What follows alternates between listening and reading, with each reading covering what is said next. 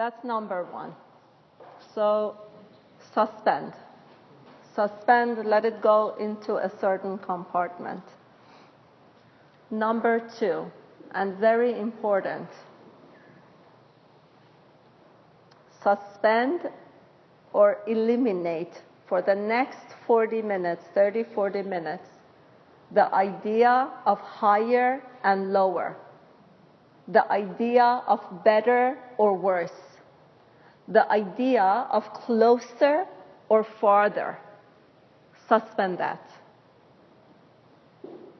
or eliminate that for the next 40 minutes. In a world where we have been trying to elevate the female because it has been patriarchal for the past 2,000-3,000 years, and in a world where in the recent years, in the past 30-40 years, we are, or even the movement has started much longer, but it's recent years. In order to elevate the woman, in order for the woman to find her voice and to find her center, to find her balance, as a result, what has happened is that we are diminishing the men. And that is not the way it's intended, and that's not the way it's supposed to be, because both needs to be in balance. Both needs to work together.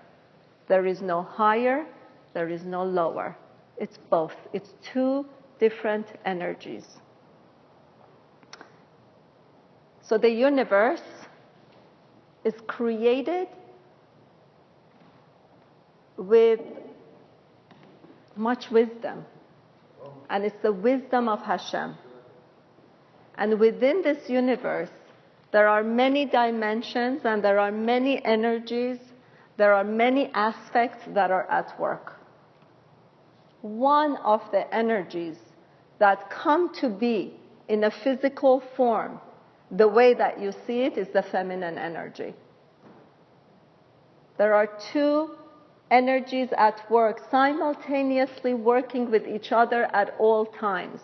There is the feminine and there is the masculine energy. And when it comes into the physical world, when it manifests into the physical world, you see you and I. And then there is the masculine energy, which is right here. But this energy is within the whole of universe. It is in relation of something to the other. You take the sun in relation to the earth. The sun has a masculine energy and the earth has a feminine energy. Feminine because it's receiving. It's receiving the sun's sunlight. It's receiving its warmth. It's receiving the moisture, or it's receiving the gravity. It's receiving the interconnectedness of everything that's the planet and everything else that's going around it. It's receiving it. And what is the sun doing? The sun is giving. It's giving out. It's going out. So in relation to each other, the earth is feminine, and as a matter of fact, what do we say? What do we call earth? Mother Earth. It's not by any coincidence that we call earth as a mother, Mother Earth. The sun and the moon, in relation to each other, the sun is the masculine, the moon is the feminine. And why is that? Because the moon is receiving the sunlight of the sun, changing it. It doesn't look exactly the same. Changing it and giving off the light that it gives off. Now, I want you to notice something. The sun is giving its light to Mother Earth. It's receiving it. But what is it doing with the light? What is it doing? It's using it for life. What kind of life is on earth? everything. We have the plants, we have the flowers, we have the animals, we have the fish, we have the insects, we have the birds, we have us. It's receiving the light, it's receiving the energy, it's receiving the heat, it's changing it, it's transforming it with all the other elements that's within this beautiful earth, and it allows for life to exist. So the first aspect of a feminine energy is what? Receiving. Receiving. The feminine is a receiver. But within this receiving, what is she doing? Is she just receiving it? Sharing it? Producing something? Programming it?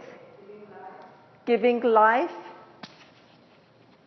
So therefore, the feminine, at its very, very basic, is a receiver who takes the ingredients that it's been given with, changes it, and it gives off something else.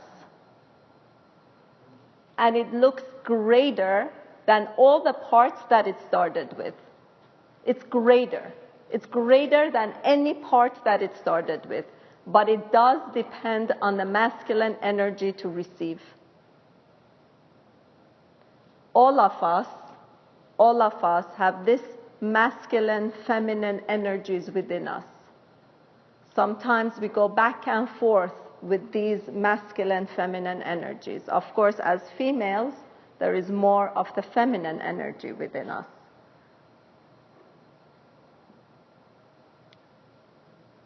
But what happens as a result of being in a patriarchal energy for the past 3,000 years?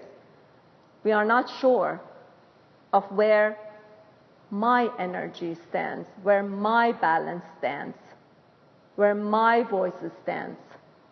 So that's what I want to talk about tonight. That we have to own ourselves. And when we own it, when we stand grounded in it, oh boy, everything that can be produced from it and everything that can give off from it is greater than any part that it started with.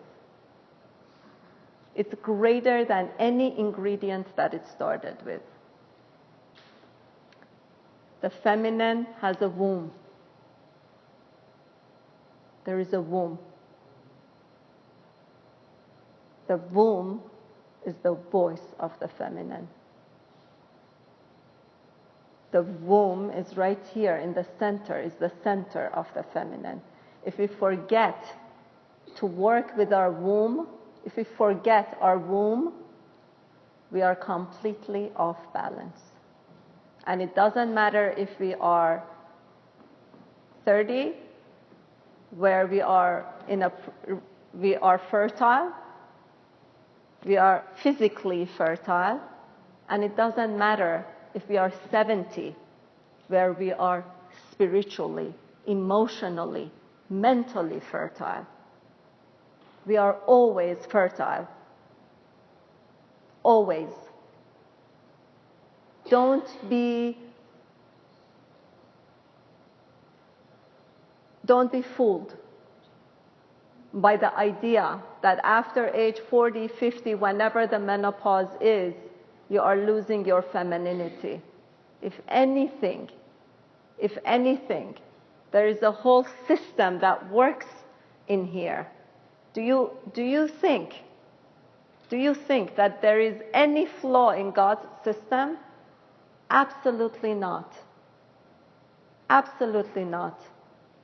There is a physical fertility, and then there is the emotional, spiritual, mental fertility. And that's, I think for most of us who are here, from what I'm seeing right now, and that's where we are at right now. The womb. What does the womb do? Create. What does it do, though? What does it look like, first of all?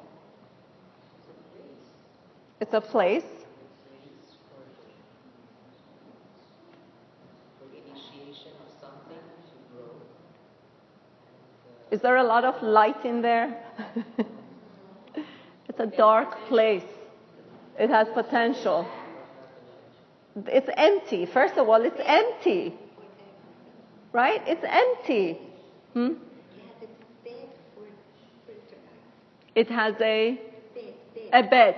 Right. There is a ground for fertilization. It's like a vessel. It's a vessel. It's an empty vessel. It's an empty vessel. There is nothing in it.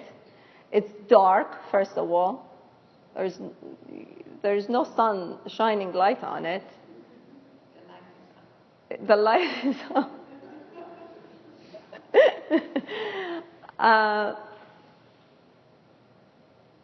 And yet, it takes the ingredients and it produces something phenomenal. It produces a child. Now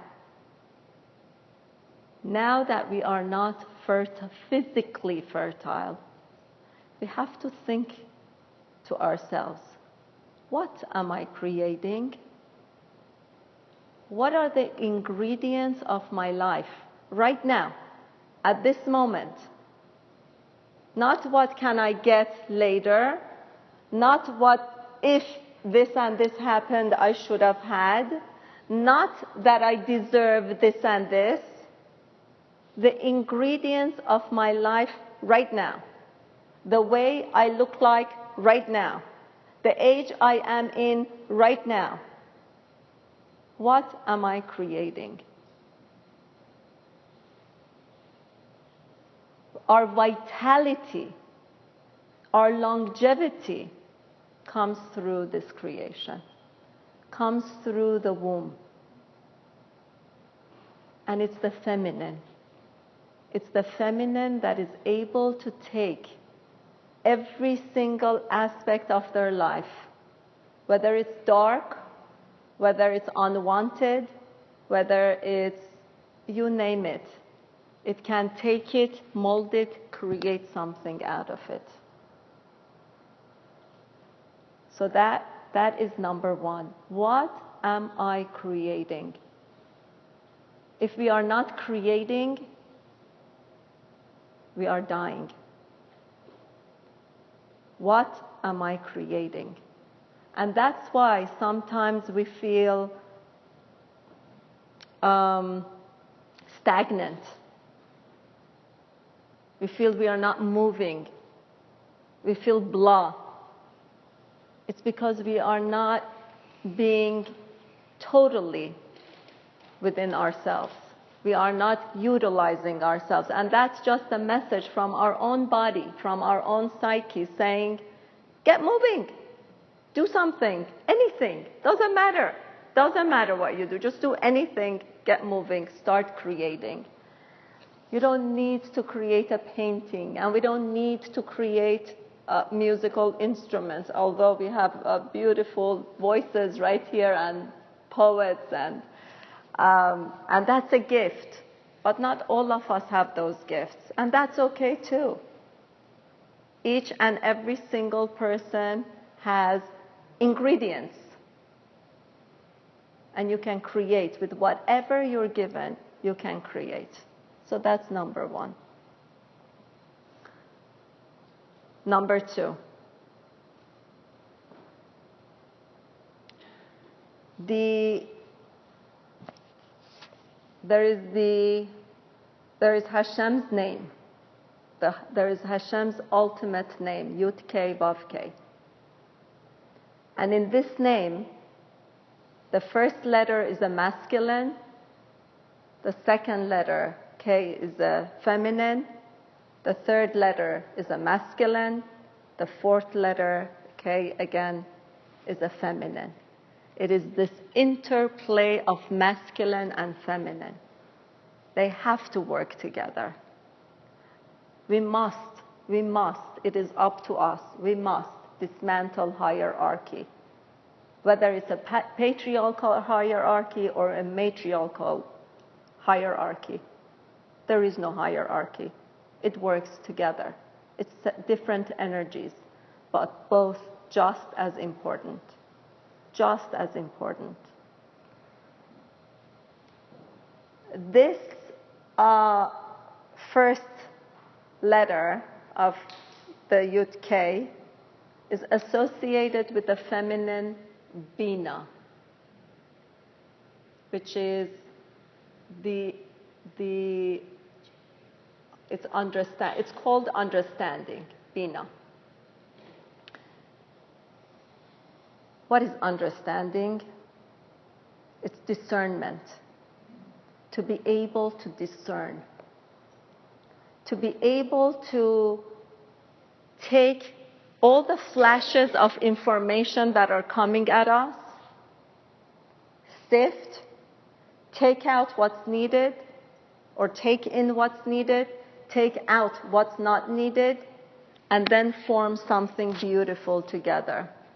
Do you know as we are counting the Omer from Passover to Shavuot, when we get to Shavuot, what are we entering?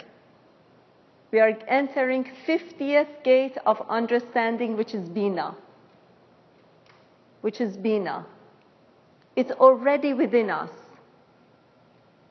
but we need to access it. We need to be aware of it. We need to know that we have it. That's within us. It's a God-given gift. It is the feminine aspect, and it's the feminine energy to have this Bina. It's discernment. In discernment, these are what discernment means. And I would like you to go out with just maybe one or two. If you go out with one, it's amazing. And try to work with it, to contemplate on it. Discernment means that there is no competition between any one of us.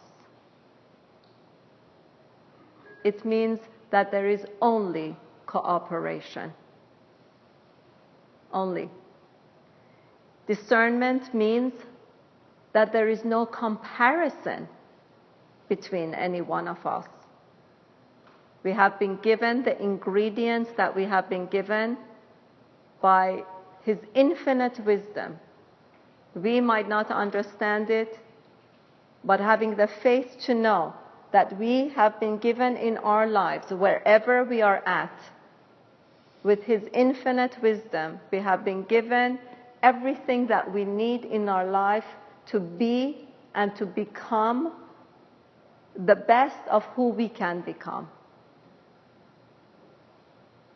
Therefore, there is no comparison. And there is no competition. There is only cooperation, and there is only being able to stand for each other and hold a space for each other so we, each one of us, can move through our lives in the best possible way. That is the discernment of a feminine.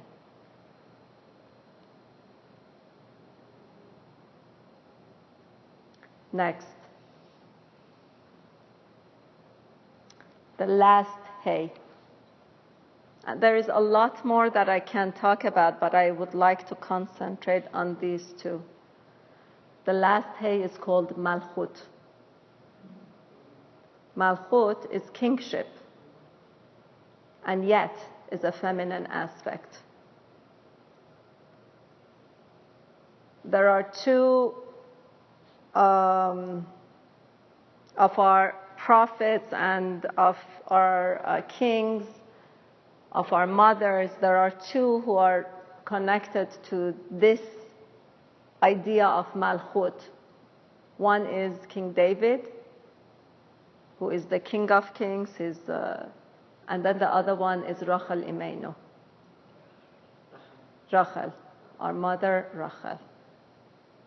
And why do you think that is? Why do you think the two of them are connected to Malchut? What is within Malchut? First of all, Malchut has nothing of itself, nothing. It's empty just like the womb. And yet, kingship arises from Malchut. Each one of us are a king unto ourselves, which means each one of us are a master. We have mastery. We have the potential to have mastery. Kingship means mastery. Each one of us has this potential to have mastery over ourselves and over our lives.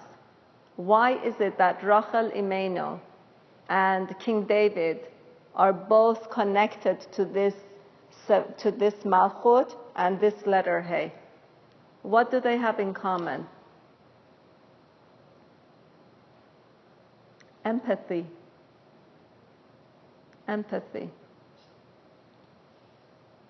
King David, all through his life, empathy and humility. All through his life. If you know his story, it's not something that I want to go into now. But at all times, first of all, he thought of himself as nothing, and yet he did everything. To be with humility does not mean that you put your head down and you say, I'm nothing, and you go through life being nothing. It means that you know that all your gifts come from above, all the ingredients come from above, and then you are just supposed to put it together. You're supposed to be the cook. But King David was also very empathetic. He felt for his people, he felt for his kingdom, and also Rachel Imenu. Rachel, even up to this day, they say she cries for her children. So to carry this energy of empathy, and sometimes it's not easy. In a generation or at a time that we are living in right now, where everything is about pursuit of happiness, where everything is about pursuit of pursuit. Notice that I say pursuit because it means that we have to run after it. Where everything is about that. And everything is about reason. It becomes a little bit challenging to be empathetic. So we have to put our reason aside. And by this I mean, can you stand? Can you stand with a person who is in pain and just be empathetic? Just stand, just listen. Is that possible, or do we need to have reasons as why this person is in pain and what it would look like 10 years for them from now, that you can't imagine your life is going to be amazing? Just stand. Just listen. The act of listening, the act of being empathetic, just the act of holding a space for the person to be. Empathy, humility.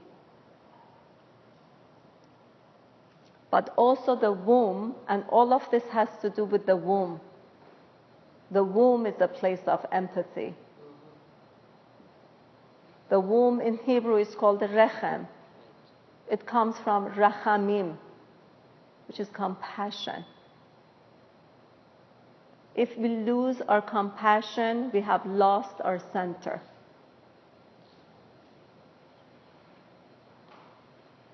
If we lose our compassion, we have lost our center. And therefore, a lot of times, we tell ourselves, why am I so agitated? Why am I feeling the way I'm feeling? Come back to center. Come back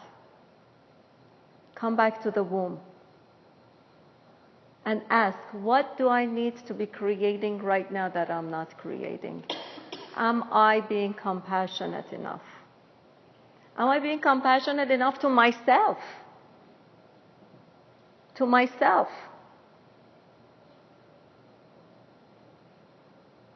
So the feminine has the aspect of creativity, discernment, empathy, humility. The last thing that I want to talk about is that God's presence on physical earth is called the Shekhinah. Shekhinah is a feminine, it has a feminine aspect to it.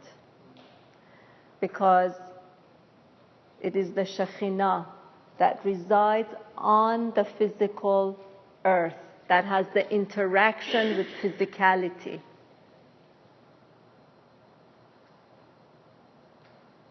It is up to us, each one of us, if we are connected, if we are aware, if we stand in our Bina, if we stand in our Malchut, each one of us has the capacity and the capability of being the Shekhinah. It's dependent upon us to take this physical world and bring out. It's about bringing out. It's about revealing. It's about opening the goodness that's already within it. Do you see how it's different from the masculine? The masculine, it's to bring it. It's to bring it down. It's to work it, to work at it. The feminine, however, is to open whatever that's already here and to unravel it. To unravel it, to make it known. So whatever that we have, and they're all connected to each other. Whatever that we have, whatever that we look like, wherever we are in our chronological age, it's irrelevant because the feminine is always present. Always present. And we can always create. We can always be empathetic. We can always be discerning. If we are in competition, we are off. If we are in cooperation, we are on. If we are in, and competition by competition, I'm in competition with each other. There is no need. That's a patriarchal energy. And we need to discard that. We need to put that away. We need to give it up. Rather, we need to have cooperative energies to work together, to allow each other to move up, to elevate, to move forward. If there is comparison, we are off. We are off center. And any time we are off center, we feel it in our bodies, we feel it in our brains. It comes in the forms of just being stagnant, in the form of being too fearful, in the form of not being able to move forward, in the form of not being able to make decisions, in the form of disability, stuck. So anytime we see that, come back to center. And every day, We should be asking ourselves, what am I creating? At the very least, what am I creating in my home? If we are not doing anything, and it's not about outside, it's about here. What am I creating in my home? In my home and in my home. What am I creating today? And every day is our opportunity to stand in that center. Every day. The awakened feminine is discerning. She is creative, meaning that she can take the ingredients of her life and make something beautiful out of it, transform it into something beautiful, whatever those ingredients are. Whatever it is, it doesn't matter. That's what we've been given, and that's what we work with. And she has humility, she has empathy, and she works with the masculine in order to bring these energies together and make a beautiful rhythm and harmony. One last thing that I want to say, and this is, it just came to my mind. You know, music, shira, in Hebrew is also a feminine aspect. This music, we can be the music. Music is flow. It's about fluidity. It's about movement. And every time we anticipated something, or every time we won a war, we sang a new song. Miriam actually, and this is, I mentioned it in Rosh Chodesh circle last week, Miriam sang a song before even the redemption came about. So, to sing the music of our lives, the way we want it to look like, to sing it, to be it, to activate it. We are the activators. But nothing is going to happen until we are sitting and we are not moving with it. And sometimes all it takes is an awareness. Sometimes all it takes is a question, what am I creating? Sometimes all it takes is coming back to center. As soon as we find ourselves either in comparison or in competition or, doing other things that are off center, come back. It's okay. We do that all the time. It's the way we've been conditioned through generations and generations and generations. But each one of us that's here, we can break that conditioning, even if it's for one day. That's a lot. That's a lot. So now you can open up your compartments, you can judge what I said.